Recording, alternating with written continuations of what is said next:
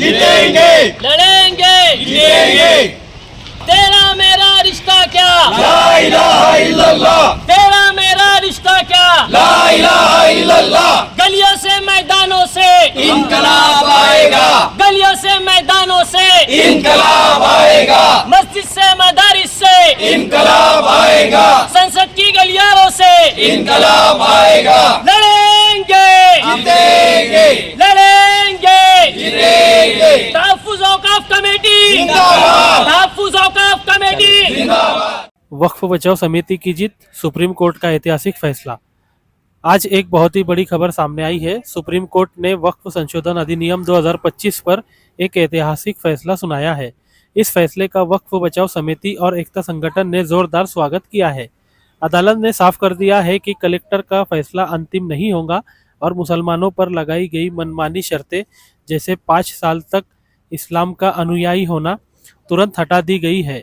ये फैसला उन सभी ताकतों को करारा जवाब है जो अल्पसंख्यकों के अधिकारों को दबाना चाहते हैं। वक्फ बचाओ समिति के फारूक शेख ने इसे अल्पसंख्यक समाज के सम्मान और अधिकार की जीत बताया है। इस मौके पर कार्यकर्ताओं ने अल्लाह का शुक्र अदा करते हुए मिठाई बांटी और न्याय की जीत, मनमानी पर हार जैसे नारे लगाए। ये फैसला दिखाता है कि हमारे संविधान और न्यायपालिका की शक्ति कितनी मजबूत है। Zaki Ahmed, Khandesh time news, Jalgaon. बिस्मिल्लाहिर्रहमानिर्रहीम। आज 15 सितंबर 2025 बरोज़ पीर हिंदुस्तान की सुप्रीम कोर्ट ने आज एक तारीख़ी फ़ैसला सुनाया जिसमें हुकूमत की जानिब से वक्फ अमेंडमेंट एक्ट जो पास किया गया था उस पर एक आंशिक और पार्शल स्टे लगाते हुए हुकूमत ने बहुत सारी उसकी शिकों को अभी जो है वो रद्द और मनसूख किया है और उस पर रोक लगाई है। जिसमें सबसे पहली चीज़ तो ये थी कि 5 साल तक वाकिफ़ का प्रैक्टिकल मुस्लिम होना ये शर्त करार दिया गया था, जो कि सरासर एक धार्मिक भेदभाव था। तो हुकूमत ने इस 5 साल की शर्त के ऊपर एक पार्शल जो है स्टे लगा दिया। इसी तरीके से हुकूमत कलेक्टर राज कायम करना चाह रही थी, तो हुकूमत ने जो वक्फ़ की मुतनाज़े ज़मीनें हैं उनके फ़ैसले को वक्फ़ ट्रिब्यूनल और हाई कोर्ट के अंदर जो है उसका फ़ैसला होगा, इसको कायम रखा है और कलेक्टर राज के बनाने को मनसूख किया है।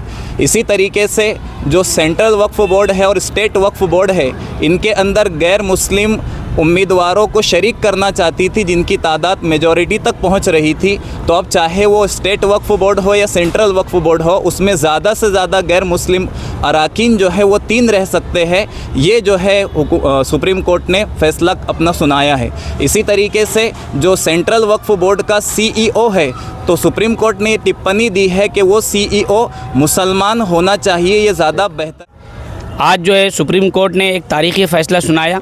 हम जलगांव तहफ़्फ़ुज़ औक़ाफ़ कमेटी उसका खैर मक़दम करते हैं, लेकिन हम अभी पूरी तरीके से मुतमईन नहीं है। जब तक कि ये पूरी लड़ाई लड़ी नहीं जाएंगी, पूरा फ़ैसला मुसलमानों के हक़ में नहीं आएगा, वहाँ तक मुस्लिम पर्सनल लॉ बोर्ड के आदेश के मुताबिक जलगांव तहफ़्फ़ुज़ औक़ाफ़ कमेटी रोड के ऊपर भी लड़ाई लड़ती रहेंगी और जितने संविधान ने हमें तरीक़े दिए, जेल भरो आंदोलन, रास्ता रोको आंदोलन, हम वो तमाम करते रहेंगे।